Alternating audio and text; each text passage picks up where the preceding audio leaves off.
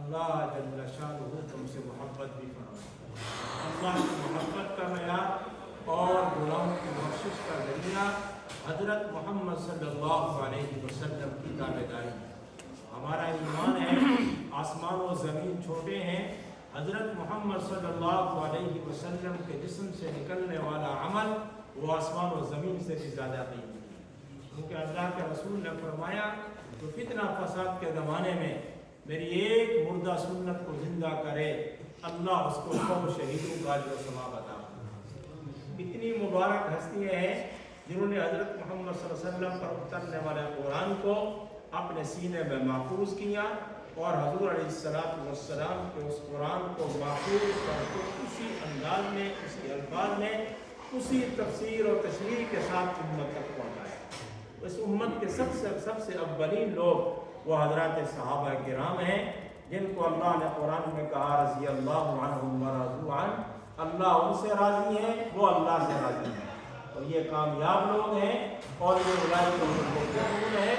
سارا دین جو ہمارے تک پہنچا ہے ان حضرات صحابہ کرام کی قربانیوں سے پہنچا ہے، تو اس لیے ہم سب کی دنیا کی آخرت کی کامیابی کا ذریعہ اور پیغام اللہ نے اس مبارک دین کو بنایا، اور یہ حضرت محمد صلی اللہ علیہ وسلم کا سب سے بڑا جو معجزہ ہے وہ اللہ کا کلام قرآن کلام الہی ہے۔ اس لیے یہ حضرات اس امت کو پچھلی جتنی امتیں گزری ہیں وہ اپنے نبی کو اترنے والی کتاب کو، قرآن کو، زبور کو، انجیل کو محفوظ نہیں کر سکی۔ کوئی عیسائی عیسیٰ علیہ السلام پر اترنے والی انجیل کو اس زمانے میں پیش نہیں کر سکتا کہ یہ وہ اصل کتاب انجیل ہے، لیکن اللہ نے ہمارے نبی کو اترنے والے قرآن کو محفوظ رکھا اور اس کا اعلان کیا، ہم نے اس کو اتارا ہے اور اس کی حفاظت بھی ہمارے ذمہ ہے۔ الحمدللہ حفظاء کی شکل میں اس قرآن کے وہ الفاظ بھی موجود ہیں، اور علماء اور مشائخ کی شکل میں قرآن کی تشریح اور تفسیر بھی اسی طرح موجود ہے۔ یہ ہمارے نبی کا سب سے بڑا معجزہ ہے۔ اس لیے ہماری ذمہ داری میں سے ایک ذمہ داری یہ ہے ہم قرآن پاک کو روزانہ پڑھیں، ان کی زیارت کریں، اور قرآن پاک کو صرف برکات کے لیے نہ رکھیں۔ قرآن میں جو اللہ نے احکامات جاری فرمائے ہیں، نماز ہے، روزہ ہے، حج ہے، زکوٰۃ ہے، شریعت کے جو احکام ہیں، مثلا ایک حکم ہے، جب فتح مکہ ہوا، اللہ کے رسول صلی اللہ علیہ وسلم نے فتح مکہ کے موقع پر حضرت بلال سے فرمایا، بلال تم مکہ کی بیت اللہ کی چھت پہ کھڑے ہو جاؤ، وہاں کھڑے ہو کر اذان دو، اللہ اکبر کی صدا کرو۔ جب حضرت بلال نے آذان دی تو مکہ کے چودھری سردار جو ابھی تک مسلمان نہیں ہوئے تھے انہوں نے اعتراض شروع کر دیا کہ اگر اذان دلوانی ہی تھی تو کسی اور ہاشمی اور قریشی اور اعلیٰ قسم کے خاندان سے دلواتے، آئے حبشہ کے بلال سے دلوا دی۔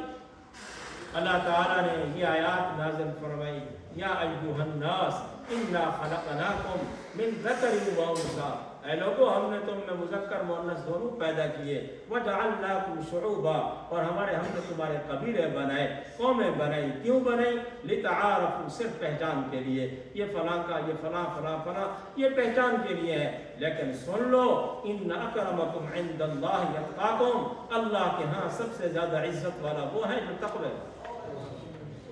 پھر سن کو پتہ چلا کہ بلال وہ ہے جس کی شان میں اللہ نے یہ آیات نازل فرمائی، اکرمکم عند اللہ اتقاکم، بتا رہی ہے تم میں سب سے زیادہ اللہ سے ڈرنے والا وہ بلال ہے۔ اللہ کے نبی کا کلمہ پڑھنے والا، جب کوئی نبی کا کلمہ پڑھنے والا نہیں تھا، شروع میں ایمان لے آنے والا وہ بلال ہے، جس نے حضور کے لیے، اللہ کے لیے تکلیفیں برداشت کی، مختلف قسم کی تکلیفیں اس پر آئی، اس نے برداشت کی، تو اللہ نے بتا دیا ہمارے ہاں عزت کا معیار عہدہ نہیں ہے، ڈگری نہیں ہے، کوٹھی نہیں ہے، بنگلہ نہیں ہے، ہمارے ہاں عزت کا معیار ہے تو وہ تقوی اور دین ہے۔ اس لیے ہمارے حضرات فرماتے ہیں ایک آدمی جنگل میں جھوپڑی میں رہ رہا لیکن اللہ کے احکامات زندہ ہیں، اس کی زندگی میں نماز ہے، روزہ ہے، کسی کا حق نہیں کھا رہا، کسی کو ہلکا نہیں سمجھ رہا، تو میرے بھائیوں وہ جھوپڑی میں رہ